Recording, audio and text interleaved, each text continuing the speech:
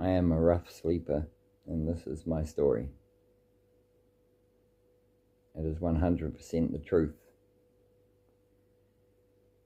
about the corrupt system that the police operate under in New Zealand.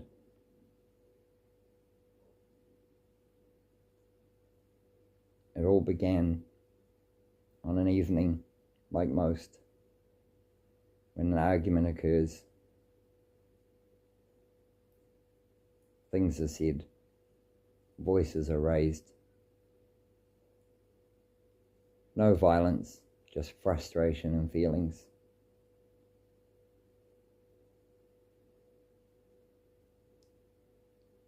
Like all arguments, it quietened down and we reached a resolution. At which point there was a knock at our door. I exited the door with my dog locked inside, and he was crying because I was alone with some strangers. Their first action was to place their hands not on their tasers or their pepper spray, but to reach for guns. And yet there was no threat. I was no threat. I was calm. There was no argument when they arrived.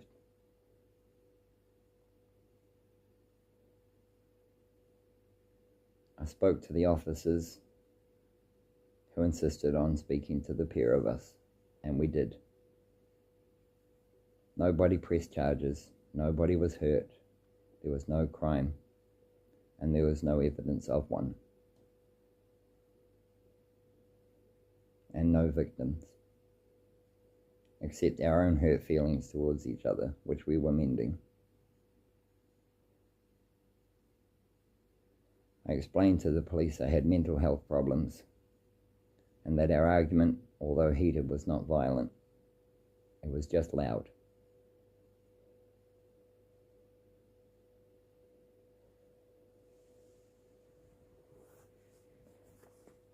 The police at this point had still refused to offer me any ID. Not a badge number, not their names, nothing.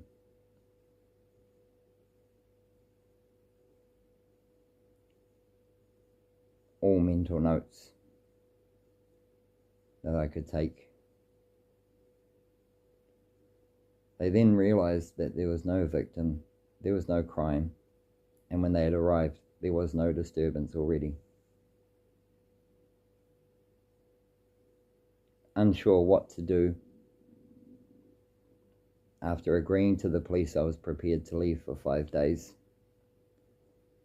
they then illegally detained me on my own property and told me to wait.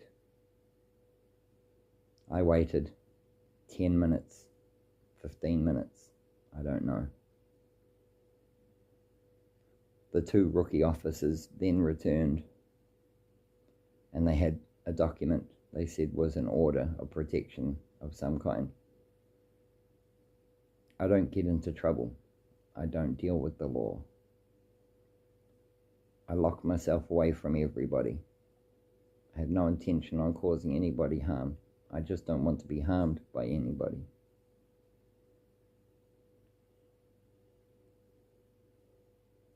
The police then acknowledged that I was allowed to grab enough belongings to last me for 5 days,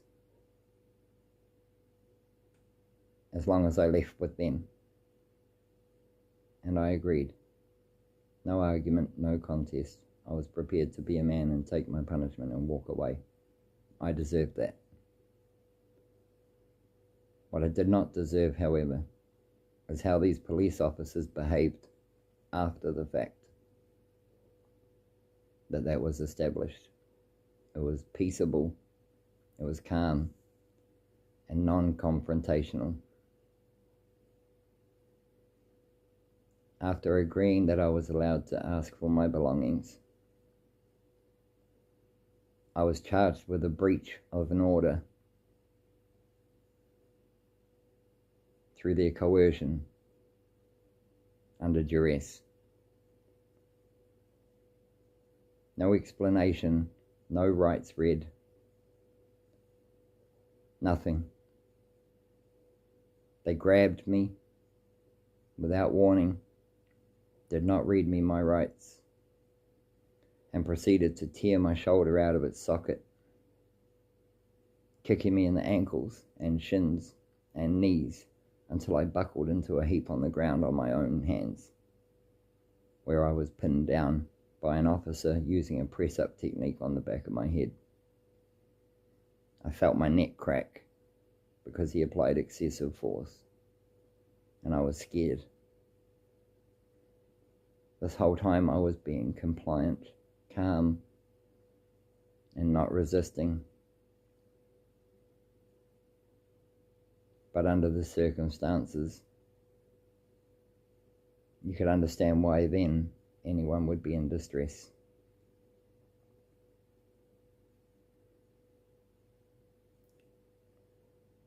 After assaulting me, cutting my wrists with handcuffs, they then decided that I was going to be charged for assaulting an officer, but had not read rights. I was already detained illegally. Still would not provide their identification. Only 2 officers attended.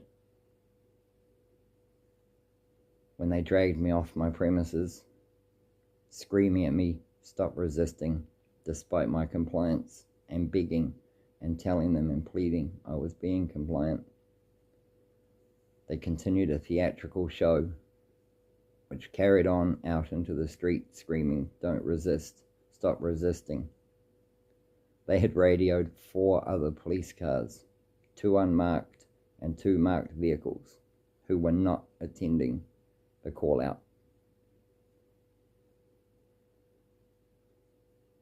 The police had me pinned against a car, still screaming, stop resisting. I wasn't. I had no reason to resist. I was prepared to walk away under my own terms prior to them assaulting me.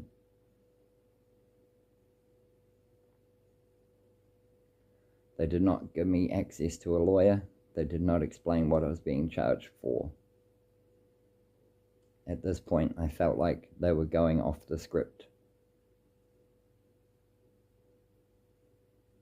Other officers who arrived after the fact approached the vehicle where they had me kept in captivity. A police officer leaned into the car while I was restrained, and I told him, I'm going to make sure I take you all to the IPCA. He asked what for, and I told him it was because they were acting illegally. This was a false arrest. I was sincerely and genuinely innocent. I had done no wrong. I didn't hurt anybody. The police didn't care. I said to the officer, this is corrupt, and your body cams are going to demonstrate this illegal arrest. To which the police officer calmly replied, we don't wear body cameras. Good luck proving that one. He also refused to identify his name and badge number.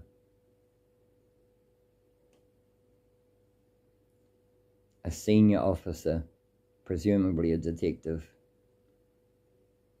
consulted with the 2 officers that arrested me, because the officers who arrested me did not know how to proceed, to which they were advised, just charge him with aggravated assault and resisting arrest.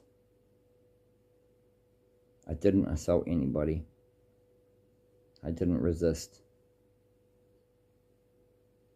He then leaned into the car with the accompanying officer in the back seat and told him expressly, if he gives you any problems, you have my permission to do whatever you want to him.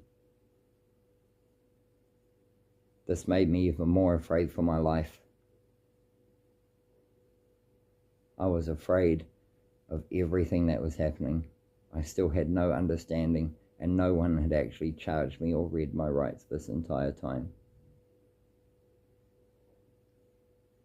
They drove me to the police station, and rather than just a basic strip down and search, they had already illegally searched my pockets, ripped everything out of them, and then humiliated me by making me strip down to only my underwear. At this point, I was so dehumanized and incensed, I couldn't process what was happening to me. I was still asking for a lawyer, and they were actively declining. They put me in a holding cell, and I still called out, "Please, can I see a lawyer?" while I heard officers in the room just outside laughing and mocking at me. A female officer was heard to say, "What is he yelling about?" The arresting officer laughed heartily and just said, "He's asking for a lawyer," without delay. I was left in that cell another 20 minutes or so, I don't know. There are no clocks. They dragged me out of that holding cell. Still no charges were accentuated to me or explained. They threw me into a holding cell where I was kept, stripped of all my warm clothing. No strings, just warm clothing. Wearing only trousers and a hoodie. Not a hoodie, a sweatshirt. Police give you orange clothing. This is really distressing because I'm reliving a nightmare. As I sat alone in my cell, nobody addressing the wounds that were inflicted on my body by the police in the car, and at the time of detainment on my property, still bleeding, still raw. They left me with my wounds until they came to process me, taking fingerprints, photographs, and locking you back in your cell. This is the reality of what goes on behind closed doors in the New Zealand police.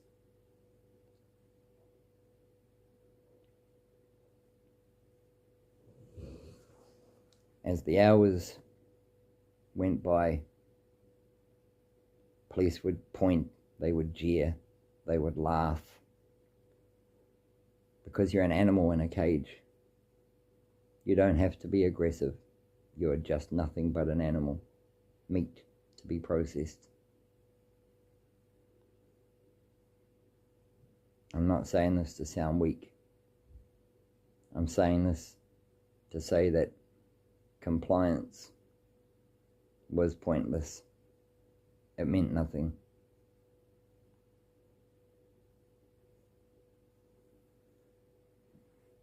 They offered me a meal, which I used as a hot water bottle because it was so cold. I didn't eat it. I just placed it on my body and tried to sleep the night away. To find out every 20 minutes or so, again, there are no clocks. Anytime you tried to close your eyes, they were shining lights, bright lights, intentionally to upset you, trying to get a reaction. Typically, this would be done to make sure people's safety is paramount, that nobody has died. But this was different. It's torture and torment, sleep deprivation. This carried on the entire night. By morning, I was still sat. Eventually time came. I was told I was allowed to speak to a duty solicitor who tried to coerce me. And I think this is important for anybody who's listening, into giving a false confession of guilt in exchange for my freedom.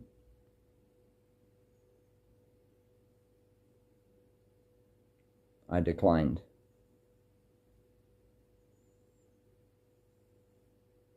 They took me and put me back in a cell. Hours later, dragging me out again for another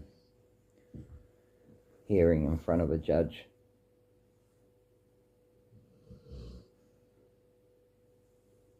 The prosecutor for the police omitted information in order to make my case seem worse than what it really was,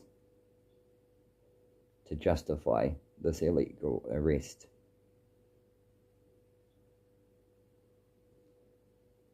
I learned from the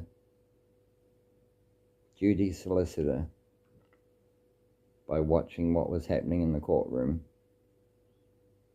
These protection orders are an excuse that are commonly used by police in order to detain somebody and arrest them when they don't have a grounds to.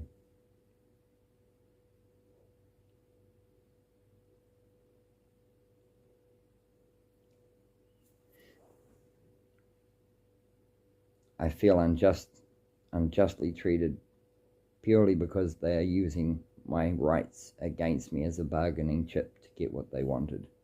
And this is important for anybody who's listening. Do not enter a plea. They cannot hold you forever.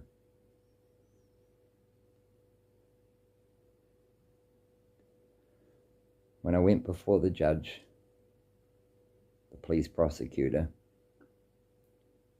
ascertained on her own that I was clearly a violent offender by the charges that were laid out: assaulting a police officer and resisting arrest. The duty solicitor processing me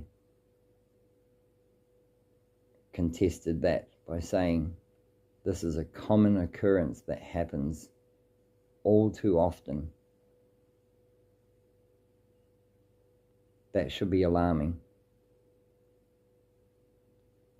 She was saying that this is how police arrest you when you have not committed a crime. Entrapment. They allowed me to get my jacket and money so that they could arrest me.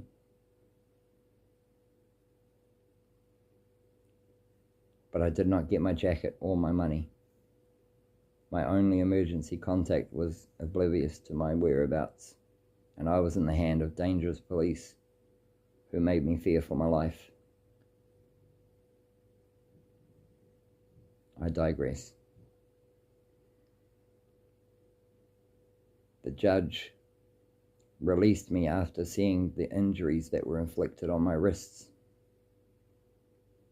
to allow me to get medical treatment, which I was denied the entire time by the police who caused these injuries and left me to suffer with them.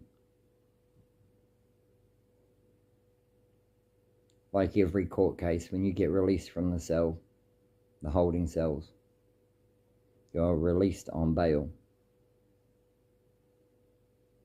Enter no plea. This is important.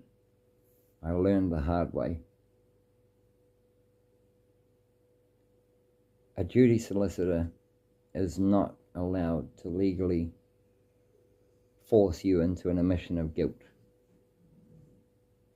in exchange for your right to freedom on release.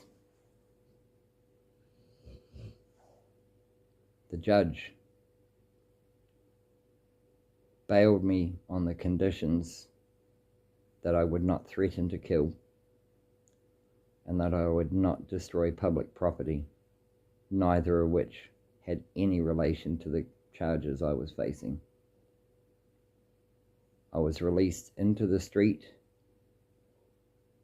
with the judge's knowledge that I had no access to food, no access to money, no clothes, no shelter, no accommodation for 5 days.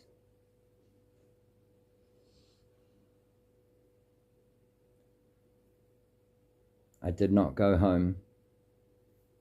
I didn't even know where I was. I was so confused. My head injuries made it hard to comprehend what was going on. The whole time, confused, they released me into the street in the rain and refused to let me even apply my shoes until after I was outside. At this point, I had essentially been sentenced or bailed to vagrancy.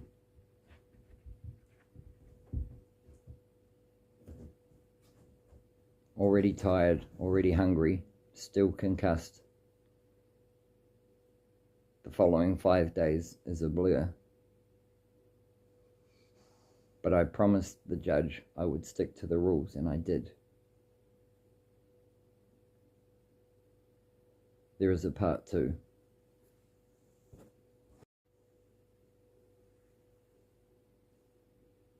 The following 5 days,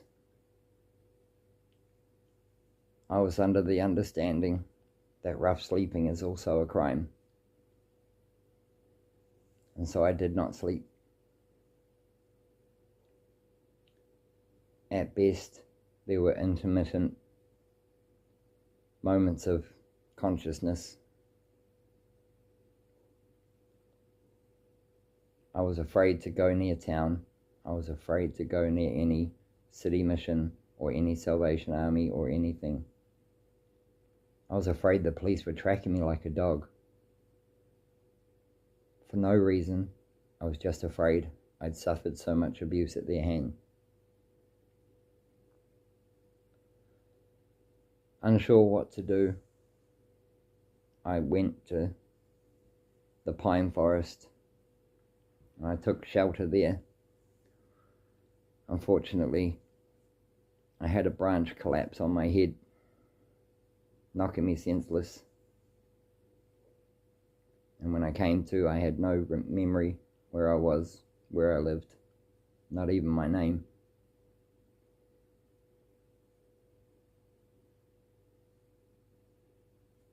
I don't remember much.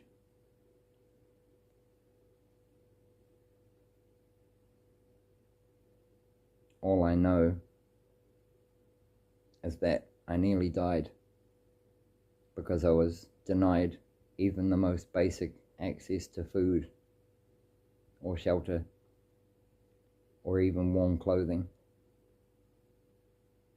And I believe this happens to a lot of other people out here in the street.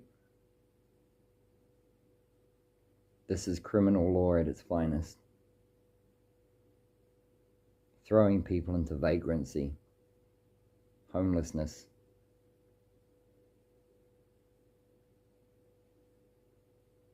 I don't know anything that happened to me after that.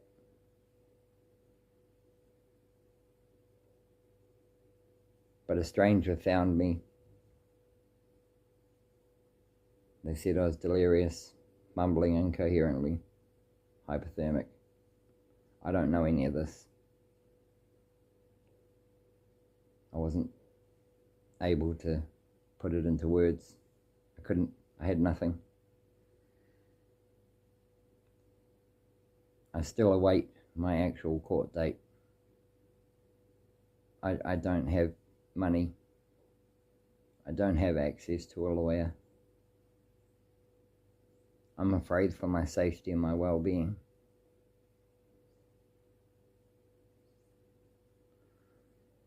My partner informed me once I regained some form of consciousness. Police on the 5th day had been to our house and they had attempted to force their way into our home. They tested the locks. They trespassed on the premises. After which they made a phone call to my partner, making excuses that they were trying to catch me at home. But I was following the judge's orders. I abided by them by date, day, and the time. I lost days. I'm still not right. My body is failing me. I'm sick.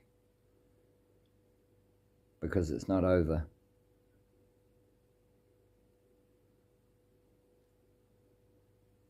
I don't have any real advice for anybody, but please understand that the officers that are operating are dangerous. They operate outside of the law and are a law unto themselves.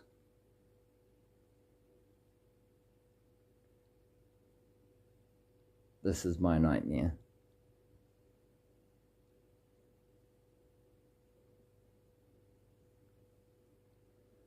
They had already shown intent to kill my dog on the first evening when I first encountered them. They stalked my house, hoping to catch me breaking the rules. But then they continued by phoning my partner and telling her they had entered the property and they had tested the locks and demanded entry into our home with no warrant and no probable cause. We stick to the rules. We don't break any laws. So what were they doing? First, they told her they were asking about my well-being and had I been seen. We've had no contact for the entire week. None. I don't have a phone. I don't have money.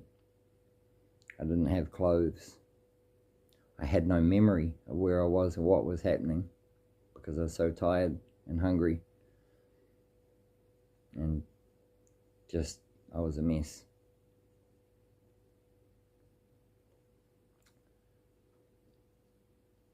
After trespassing on our property, according to the neighbours, they were banging on the door loudly as if they were going to rob the house.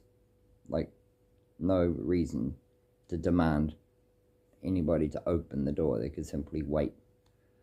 Oh, sorry, I'm confused. It's all horrible. They then proceeded to phone my partner at work and confessed to illegally trespassing on the property. They confessed to illegally tampering with the doors and accessing our premises. They then insisted that they should have a chat, quote unquote.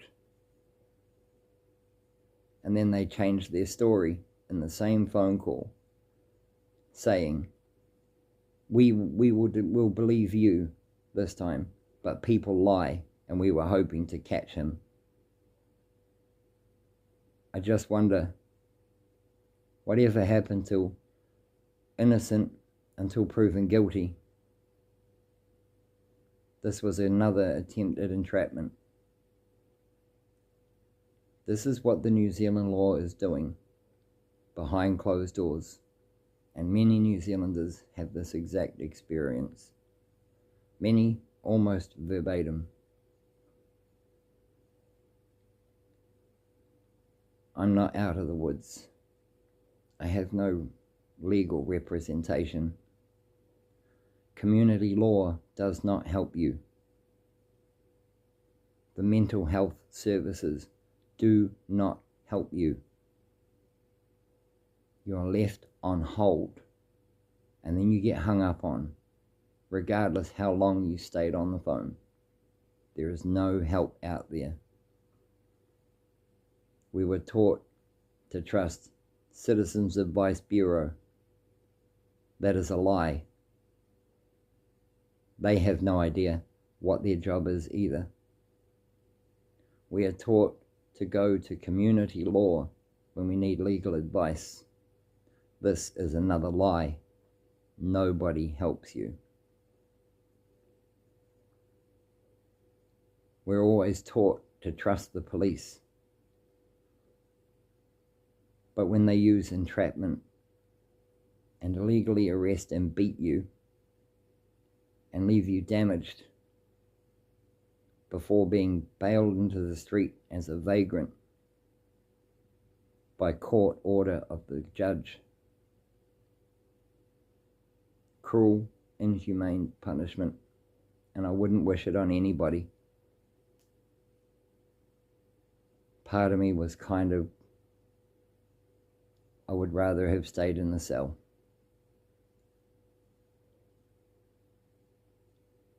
This is no joke. I just wanted to share my story. It's still ongoing. I can't name names. I was given one opportunity just to let other people know that you must be careful. Always film the police. Always know your rights. Don't become a victim like I have, and many, many, many others have. I apologize for this long-winded story, but I appreciate you taking the time to listen. If there's a lawyer out there that could help me, I greatly appreciate it. I don't know what to do. I'm innocent. I committed no crime until they committed the crime for me. This is my story. Goodbye.